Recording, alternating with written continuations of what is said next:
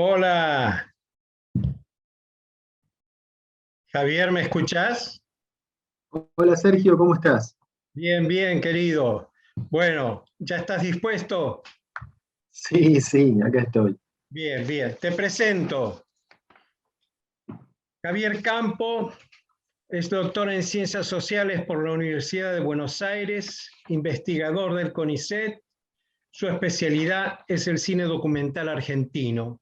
Es profesor de estética cinematográfica y de cursos de posgrado en la Facultad de Arte de la Universidad Nacional del Centro, con sede en Tandil.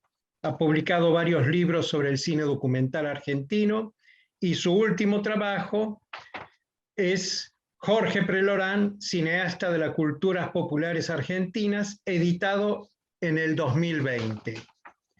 Bien, después de la presentación, debo decirte, ¿por qué un investigador de cine y no de antropología se acerca al estudio de la vida y la obra de Jorge Prelorán?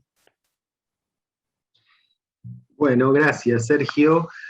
Eh, en principio a mí me resultó muy seductora su figura y cuando me fui adentrando en el visionado de las películas, que para algunas tuve que buscar intensamente en archivos, incluso viajar, porque no estaban disponibles fácilmente, Sí, bueno, me sentí más identificado en cuanto a mis búsquedas y a lo que fueron sus búsquedas. Sobre todo teniendo en cuenta el encuentro con los otros, ¿no? Considerar como una comunión el acercamiento a las costumbres culturales ajenas. sí, Y eh, porque también, digo, no vengo de la antropología, sino que vengo del estudio del cine, me siento atraído en su momento cuando empiezo la investigación, porque son piezas cinematográficas muy interesantes las películas de él. No solamente se trata de poner la cámara delante de los otros para entrevistarlos, no solamente es seguirlos en su vida cotidiana, sino al mismo tiempo generar un relato poético sí, sobre, sí. sobre y con esos otros también. A mí me llamó mucho la atención y por eso, naturalmente, en el proceso de investigación me sentí más interesado en la indagación cuando encontré muchos de sus papeles personales que revisé en el archivo del Smithsonian Institution de Washington, donde él donó su archivo. Encontré muchas cartas que se intercambiaba con los protagonistas de sus films, aún 10 o 15 años luego de haber hecho los films. Sí, ¿Mm? sí, me consta eso, sí, es cierto. Con Cochengo Miranda, eh, bueno, con Juan de Alessandro, que era un amigo de él también, ¿no? Y con otros protagonistas de los films, al mismo tiempo que, bueno, él en la medida de sus posibilidades seguía colaborando en lo que pudiesen requerir aquellos viejos protagonistas de las películas de los 60 y 70, ¿no? Sí, sí. Eh, Decime, ¿cuáles son las características de la filmografía de Jorge Prelorán que vos destacaste también en tu libro? Bueno, en principio, eh, es incluso para la gente que trabaja sobre cine etnográfico y que son referentes en el mundo del estudio y de la realización de cine etnográfico, impresionante como alguien con una cámara y un grabador Sí, y un equipo reducido básicamente a una o a dos personas, que en algunos casos te incluyó a vos, sí, con esa limitante tecnológica y también de recursos humanos, profesionales, pudo hacer los films que hizo, la cantidad que hizo, con el financiamiento que tuvo también, sí, ¿no? Lo cual da cuenta de una voluntad particular, por eso a mí, en mi investigación, no solamente me interesaron las obras, sino que también me interesó la trayectoria, ¿no? El hacer de esa persona que fue Prelorán. Eh, por otra parte, cuando uno se encuentra con estos más de 60 cortos y largometrajes de él, encuentra cierta obsesión en el trabajo y el registro de diferentes culturas populares. O sea, no es que él está muy identificado con el noroeste argentino, ¿verdad? Pero él estuvo incluso en el extremo de la Patagonia y en distintos lugares de la Argentina trabajando, y en otros países de América Latina también. Sí. Él tenía un interés particular, y eso se desprende de sus escritos y de sus proyectos que están en el archivo, de relevar distintas culturas populares, incluso latinoamericanas, en muchos otros países, como en Perú, por ejemplo, y incluso en otro proyecto que en algún momento tuvo con México, estaba el interés de tratar de recorrer América Latina, no solo la Argentina. Algunos los pudo hacer, conocemos varios de los films que hizo en Ecuador, y otros no. Algunos otros proyectos no los pudo concretar. Bueno, no sé si he ido por los caminos que vos estabas esperando con esa pregunta. Está muy bien, está muy bien. Ahora, ¿qué hace de Hermógenes Cayo una película excepcional y que ha tenido tanto, uso una palabra extraña, éxito en el mundo, que ha sido tan reconocida en el mundo? Bueno, en principio lo que se destacaba, quienes vieron esa película, destacaban esto de la cercanía con el personaje, ¿no? Sí. ¿Cómo había hecho? Las preguntas eran, en los congresos de antropología o los festivales de cine, ¿cómo había hecho para acercarse de esa manera con el protagonista del film, ¿no? ¿Cómo había hecho para lograr esa empatía, siendo que él no venía de la antropología, siendo que él no tenía una formación profesional dentro de ese espacio, aunque trabajaba dentro de ese tipo de aproximación, ¿verdad? La etnografía, digamos. Sí. Eso era muy llamativo en cuanto a la circulación del film. Otra era las características particulares del personaje, ¿no? Es un personaje, es único en la filmografía de Prelorán, es único en la filmografía argentina de realización documental, ¿no? Tan especial, ¿no? Tan importante y tan especial en un paraje desolado. Tal cual. ¿No? Tan importante para la cultura argentina, algo de eso también vos has trabajado, y tan importante para su región, siendo que era un hombre que vivía en condiciones austeras con su familia en un espacio alejado de cualquier centro urbano, ¿no? Sí.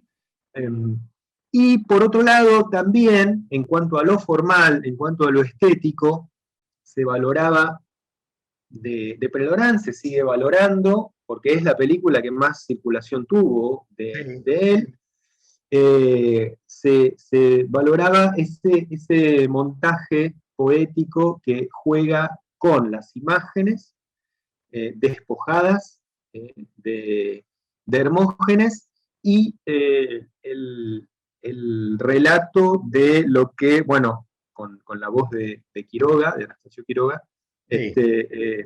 era la reconstrucción de los testimonios de Hermógenes. Porque hasta ese momento, estamos hablando de fines de la década del 60, hasta ese momento, un film etnográfico tenía el relato del realizador o de algún locutor, ¿no? Sí. Incluso films anteriores de Prelorán también lo tenían. Muchos, ¿no? Sí, él los ha ido cambiando. Claro. Y en este caso en particular se concreta otro tipo de aproximación. Tan importante es también para la filmografía de Jorge, que a partir de allí él denomina a este tipo de films como etnobiografías. Exacto. O sea, él también percibió que estaba ante algo nuevo. Sí, Y si vos te fijás en los libros teóricos e históricos del cine etnográfico escritos básicamente en Estados Unidos y en Europa, sí. hay en muchos de ellos un uso de esta categoría como propia del cine de Prelorán y de luego otros continuadores. Ah, qué bueno, qué buen dato. Muy bien. Por eso él es tan importante para ese tipo de cine, del cine etnográfico, ¿verdad? Sí, sí. Y vos en tu libro lo ponés como etnográfico experimental, lo que hace Jorge. Claro, porque en realidad él se está escapando de los cánones típicos de lo que está bajo el paraguas de un cine antropológico. Exacto. Porque él no está siguiendo las reglas básicas que deberían seguirse. Muchos de los teóricos más ortodoxos de este tipo de cine no consideran al cine de Prelorán como un cine etnográfico, Ujú. porque no cuenta con la colaboración de un marco teórico antropológico ni de colaboradores Sí, antropólogos en muchos casos, sí, porque sus encuadres son encuadres cerrados en muchos casos, y el cine antropológico pretende favorecer encuadres más abiertos de contexto general, claro. ¿no? Eh, y bueno, porque su trabajo básicamente no era el de la aproximación de una observación que esté guiada por ciertas reglas que tienen que ver con lo científico, ¿no? Sí, Bueno, ese tipo de estructuras, él no las seguía, en algunos casos las seguía de manera intuitiva, ¿no? Pero parcialmente, siempre. Entonces él está recorriendo un camino más experimental al respecto. exacto. Ahora, ¿quién no de los más reconocidos? ¿No? John Marshall, por ejemplo, ¿no? Eh, eh, y Timothy Ash, por ejemplo, ¿no? Realizadores que también están sus filmografías y sus archivos en el Smithsonian Institution, por Ah, mira, ejemplo. mira ¿No? vos. Uno de los motivos por los cuales creo que Jorge también decidió llevar ahí sus materiales, ¿verdad? Exacto. Robert Garner, ¿no? También. Todos están en esa línea liminar entre lo antropológico, pero al mismo tiempo lo poético cinematográfico, por eso son recordados. Claro. Por eso hoy recordamos 50 o 60 años después la realización de ciertos films, porque cinematográficamente tienen algo para decirnos, creo Exacto. yo. Exacto. ¿No? Y hablando, déjame aclarar esto, de que no lo dije antes, de Robert Garner, él también favorece una circulación mayor de Hermógenes Cayo o Imaginero, como se le puso a la versión en inglés, Sí, porque luego de que la terminase en el 69 Prelorán, se va al Peabody Center de la Universidad de Harvard, donde estaba Gardner, para remontar, es decir, hacer de vuelta el montaje sí, de la versión de Hermógenes que se llamó en inglés Imaginero. sí. Eh, y bueno, eso propulsó también una difusión internacional más amplia, ya con el relato en inglés. Exacto. Y el método que usó Jorge y que usamos, porque yo participé también, de grabarle antes a Hermógenes, en este caso, y después filmar en base a lo que él dijo y armar una suerte de guión y de desarrollo y de creyendo, eso tampoco es etnográficamente puro, ¿no? No, porque en ese tiempo ya los realizadores etnográficos, digo, a fines de los 60, principios de los 70, lo que estaban buscando era grabar con sonido sincrónico. exacto. capturar el sonido al mismo tiempo que la imagen, Sí, ¿no? Eh, y por muchos años, aunque luego lo hizo, ¿no? En algunos de sus films, por muchos años Jorge no usó ese método, ¿no? porque no lo teníamos. Claro, requería cierta tecnología que no estaba a disposición, ¿verdad? Eh, pero bueno, también permite eso la búsqueda de otros climas, ¿no? Eso que él cuenta en algunos testimonios, en algunas entrevistas contaba, el hecho de poder generar un clima íntimo de intimidad, de cierta intimidad en el relato con el protagonista, ¿no? Hacerlo de noche, luego de haber cenado, estar grabando la voz del protagonista, no hubiese podido prender la cámara porque no hubiese capturado nada, con falta de luz, ¿no? Claro, Digamos, y eso después usarlo con otras imágenes, ¿no? Capturadas de día mientras estaba trabajando, Hermógenes, pero también Cochengo Miranda, también Cerda, u otros protagonistas de estas etnobiografías, ¿no? sí, sí, sí, sí. Eh, ¿Tiene algo a la filmografía de Jorge Prelorán con lo que dijo Margaret Mead de culturas en extinción? Él buscaba eso, se topaba con eso. Vos sabés que ahí en el archivo yo me encontré con unas cartas que no conocía, que él se intercambió con Alan Lomax, Ajá, que musicólogo, ¿no? Etnomusicólogo. ¿M? sí, Y ahí con él, que fue con uno de los primeros profesionales con los cuales empezó a intercambiar, creo que a mediados de los 60, estamos hablando, él le relataba a Lomax el hecho de que quería justamente rescatar del olvido a ciertas costumbres culturales que estaban en vías de extinción o de desaparición, ¿no? Por el proceso lógico del desarrollo de nuestras sociedades, ¿no? sí, Eh, que van tendiendo hacia lo urbano y la modernización, ¿verdad? sí, sí, sí, Eh, y bueno, eso creo que de algún modo cruzó la filmografía de Jorge. Ya hacia los 70 u 80, él no estaba destacando eso como un valor, pero lo seguía poniendo en práctica en las selecciones que hacía de esos personajes de parajes inhóspitos y lejos de los centros urbanos sí, también, sí. ¿no? Eh, digamos que recuperaba aquel lema de Bronislav Malinowski de hacer cierto salvataje de esas costumbres culturales que estaban en vías de extinción, y de hecho el tiempo nos ha dicho que efectivamente ese fue el trabajo que él hizo, porque hoy día encontrar ese tipo de protagonistas que trabajasen o viviesen de la manera en que él los rescató allí en imágenes y sonidos, Sí. no creo que no sea muy sencillo, ¿no? No, es cierto. Yo dije en la presentación de esta exposición por la cual estamos hablando vos y yo, que considero que Hermógenes es el último gran imaginero de la Puna.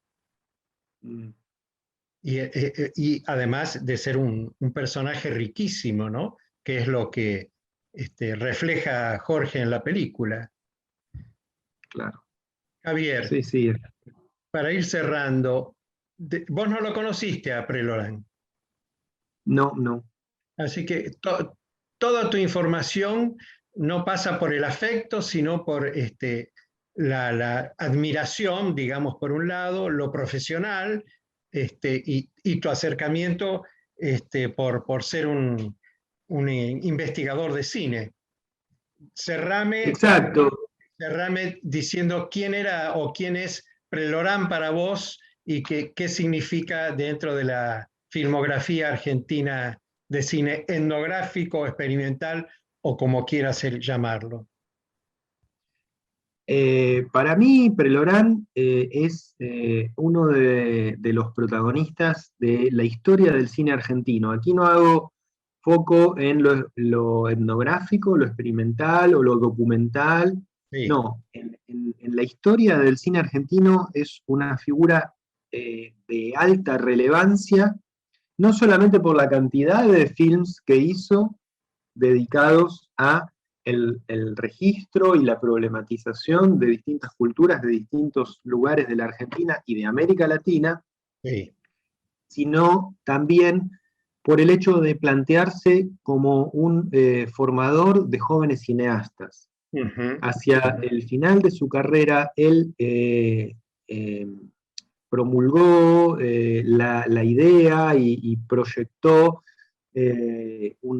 una serie de acciones que pretendían la formación de nuevos cineastas para que tomaran la posta de lo que él había realizado. En algunos casos se pudo realizar, en otros casos no, pero por eso para mí él resulta un personaje importante por su producción filmográfica, por las enseñanzas que pretendió transmitir y al mismo tiempo por la producción de pensamiento teórico y práctico sobre el hacer audiovisual documental, sin duda. Qué bien, qué bien. Bueno, es un muy lindo cierre, Javier. Te agradezco mucho eh, y nos seguimos viendo. Bueno, seguiremos de esta manera, al menos por Por un este tiempo, ¿no? Muchas gracias. Que sigas bien. Gracias. Muchas gracias a vos, Sergio. Saludos. Adiós.